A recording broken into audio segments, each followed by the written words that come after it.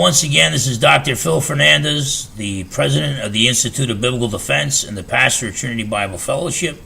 And we got another question recently from, actually a suggestion from one of our viewers, one of our subscribers to the Phil Fernandes show.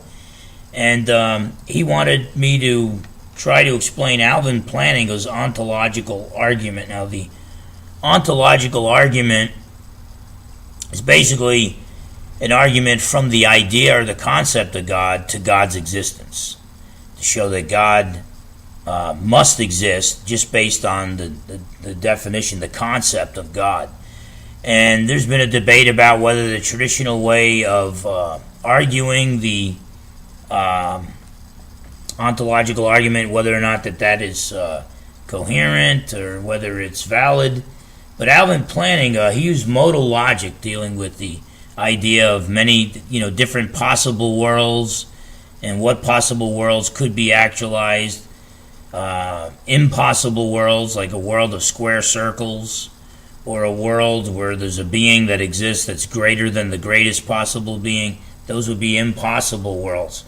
So with the idea of possible worlds, impossible worlds, the actual world, Alvin Plantinga basically argued like this. And by the way, he's got like about 100 steps to this argument, about 100 premises, so this is not going to do it justice. But just something to try to introduce you to the thought of Alvin Plantinga, an analytical philosopher, Christian philosopher. But it basically, by definition, using modal logic, the greatest possible being must exist as the greatest actual being in every possible world.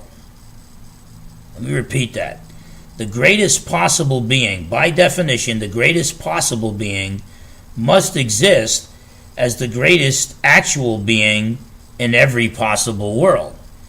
If there was any possible world where the greatest possible being didn't exist, then you can conceive of a being greater than him that exists in those possible worlds as well. And so the greatest possible being must exist as the greatest actual being in every possible world. Well, the actual world is not an impossible world.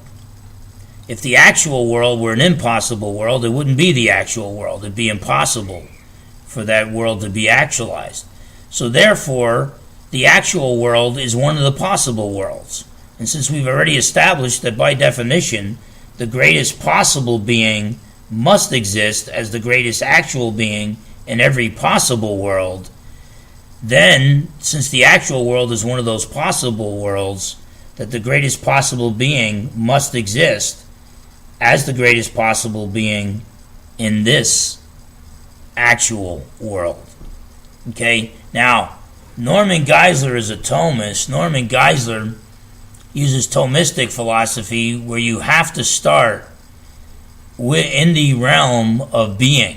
You got to start in the actual realm before you can argue. And so he believes the ontological argument uses faulty reasoning and it's invalid. But he admits that Alvin Plantinga's ontological argument is a valid argument and that it works. However, Norman Geisler says that because he posits the existence of the actual world, it's actually a very unique type of cosmological argument for God.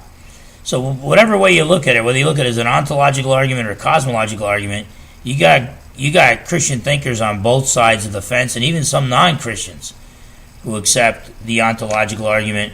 But it appears that Alvin Plantinga's ontological argument for God's existence is valid.